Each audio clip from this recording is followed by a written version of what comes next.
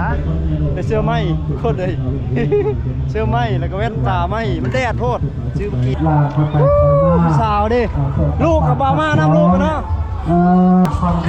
ให้เอาหลานทรายอ่ะแม่เขา แม่เจ้ามา มาแล้ว มาเต็มมือใจ มาใกล้หวานชื่อ พ่อเจ้าเด้ เขาอยู่วัด พ่ออยู่วัดโอ้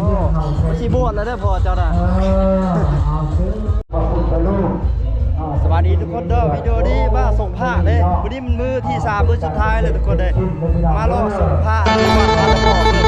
อนที่ไปเนาะหลายๆวัน ไปทางไหนนะครับตัดหนักทำบุญเลยนะพี่น้องนะเพื่อนอีกเพื่อนรักกับเพื่อนร่วมกันกันปลุกกับต่อแขนให้ดีมีเองเชิญพี่น้องเรา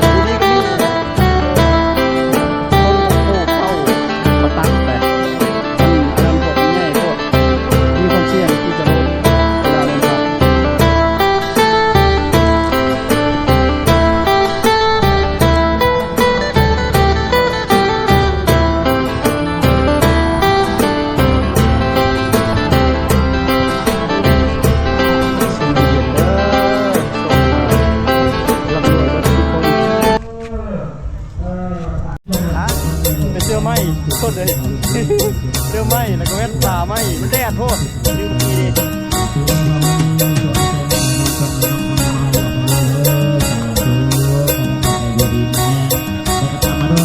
เด็ดเลยรถตาแล้วนั้นเขาขายปิ้งไก่ปิ้งอย่างขายตามหุ้งเลยทุกคนเลยไก่เราแค่กินข้าวเรา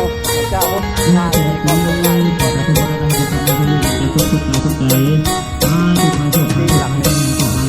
หลังใหญ่ครับ ขอให้ผู้รักษาเทวดาปกครองปกปักรักษาบนแง่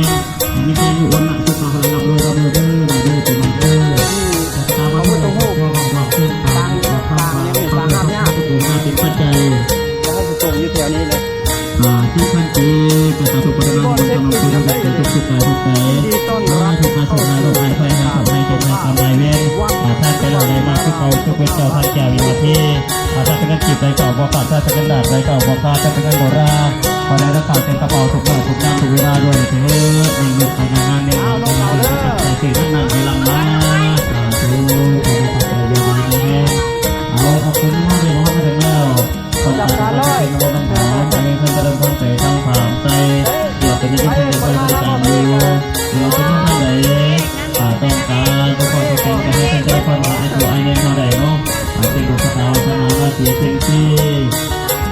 อยู่เป็นผู้ตัวบูชาจะดีได้ดีเลยอาจารย์คอยหนักบุญกุศลหนักบุญสมบัติตีเก้าต้นหักตีไม้อาโหขนาดขนาดบุญพ่อแม่ครูบาใจหัวใจหัวใจใจนอนว่าอาสาคุติวิหารในการทำบุญของข้าปีตาเป็นปีใหม่ในมือนี้ขอให้ท่านประธานมาทดเทียบเสียงเพลงเงาไว้ใบไว้ซึ่งเสียงเพลงเงาไว้ในพุทธศาสนามาทำบุญรวมกันน้อมเพื่อเป็นสิริมงคลทำบุญสมบัติปีตาเป็นปีใหม่ก็เป็นสิริมงคลให้อยู่เป็นเพียงทุกแต่ทุกใจขอบใจเอาไปยังท่านใดเลยว่า รับลาบ ประจำปีใหม่ทุกการไปแต่ทุกงานทุกงานทุกคนก็เป็นคนเป็นคนทำไมเว้ยก็รู้กันไปเลยถ้าเราไปอย่างไรจะต้องเวลาตรงกันตรงกันตรงกันก็เดินทางปลอดภัยอยู่ดีทุกการทุกใจทุกคนทุกคนเลยทำมันก็อยู่ดีนี่แหละ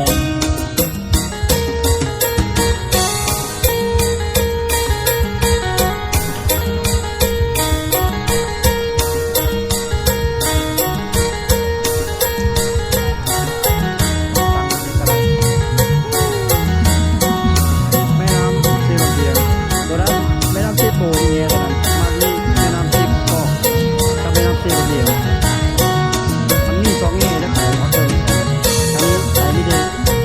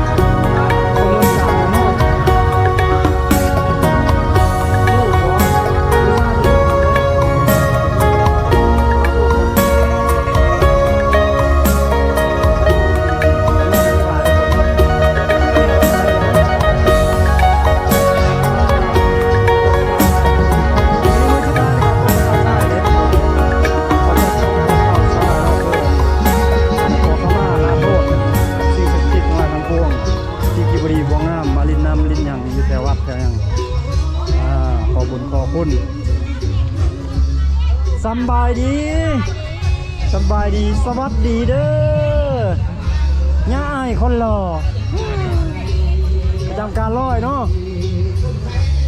ได้เอ่ยเด้เป็นพรให้เขาได้เอาลานเพื่อนมาเอ่ยนะ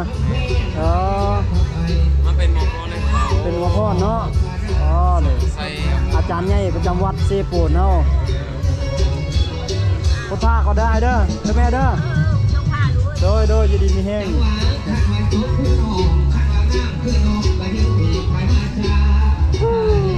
ลำสารวัน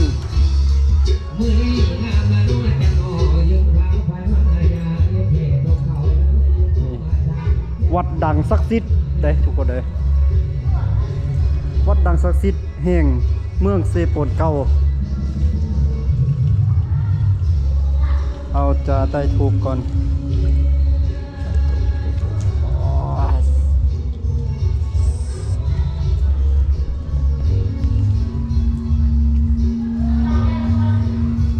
นี่ลูกคล้องรูปอย่าง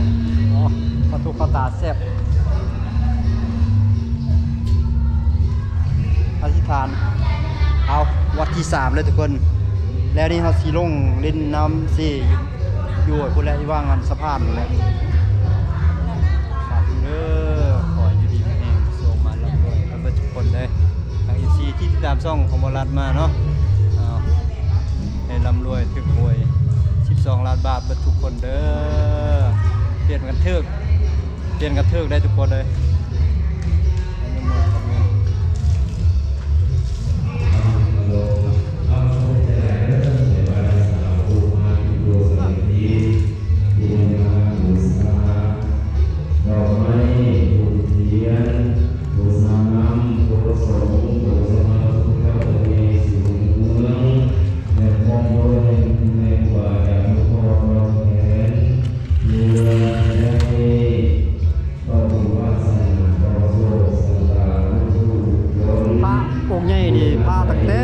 ตะกี้ไปได้แต่ดึกน้ำบัตรมาเลย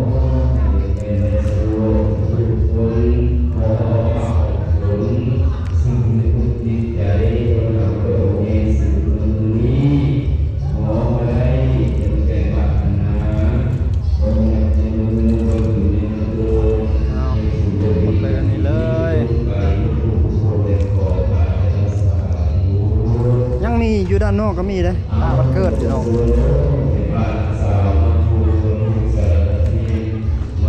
ไปหดอยู่นอกหมดเลย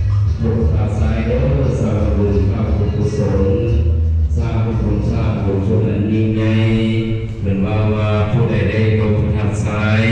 ได้บุญดีมากทำไมนี้จะได้หมดทุกข์หมดโศกหมดโรคหมดภัยหมดพยาธิเป็นจากสิ่งที่บ่ดีขอให้ทุกคนที่มาในสถานที่นี้นับแต่พนักงานทหารตำรวจและเด็กน้อยนักเรียนพวงด้วยวัยรุ่นสาวยิงแดงชายสกัดเท่าแก่เป็นผู้มาบูชาบูชาดอกไม้ถูกเทียนบูชาน้ำพระพุทธสงฆ์ขาดใหญ่องค์ใหญ่40 องค์ในวันนี้ได้ลงมาปกครองเราถ้าจะหดอยู่นี่ก่อนรอบหนึ่งขอให้ได้สมดังมาตรปรารถนาทุกคนได้ขอพระเดชสาธุ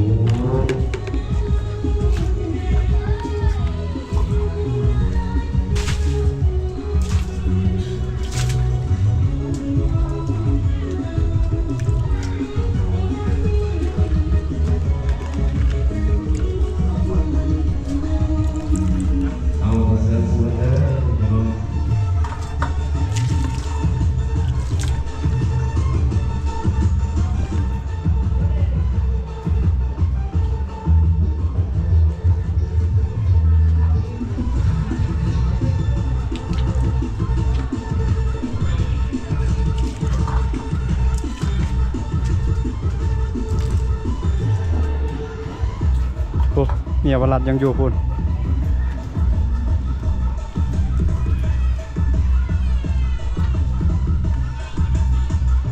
คือว่า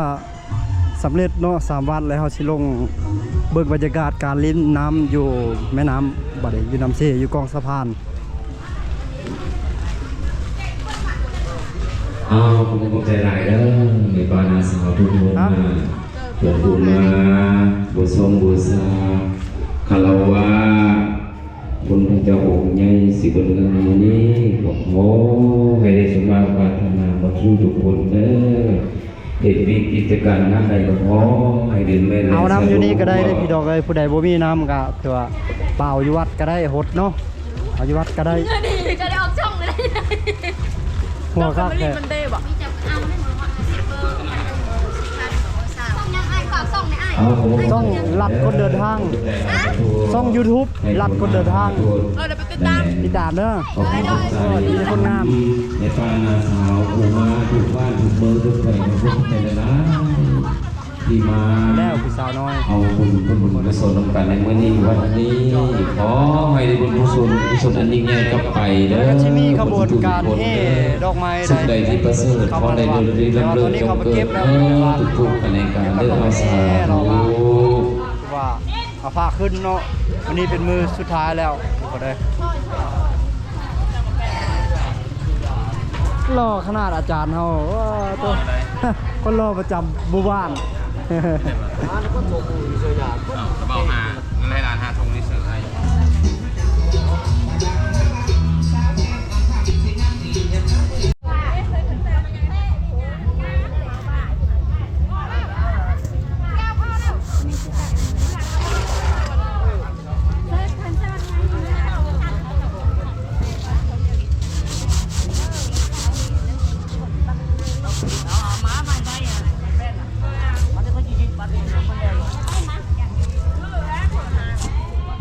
เด้อ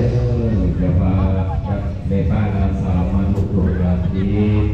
มื้อนี้มาบูชาดอกไม้บูชาน้ำบทสงฆ์เจ้าองค์ใหญ่ มาเบิ่งฟังนี้โอ้ขายบังขาวหลามนะเนาะขายแนวอยู่แนวกินเต็มเลยอยู่โอ้โหดีดีปลาตัวขายเราขายเบียร์นำมาจากไหนเนาะทำสุดยอดเลย